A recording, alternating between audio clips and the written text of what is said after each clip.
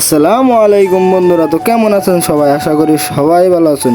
তো গাইস, আমি আইছি এই আম গাছ তলায়। এই আম গাছে দুটা আম পাকছে, এই আম দুটা পারবার নেই। আঙ্গ ময়না আমার বারে বারে কইতেছে যে আম গাছে দুটা আম পাকছে, আম দুটা পাইরা দে খাই। তো গাইস, প্রথম গাছে পাহা আম দেখে আমারও সহ্য হলো না, তাই আমি তাড়াতাড়ি আই বললাম গাছতলা পাহা আম দুটা পাইরা খাবার নিগে।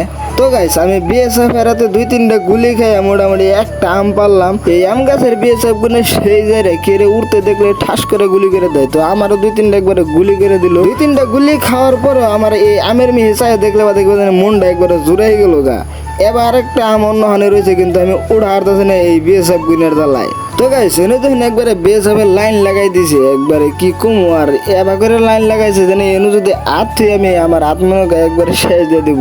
আর আমি হাসাই খেলে আত্মীয় দিলাম দিয়ে যে কিরকম কামড় দেয় আরে। তো গাইস, আমি এনে আত্মনকে একবারে 8-10টা বিএসএফ ঠাস করে গুলি মেরে দিল।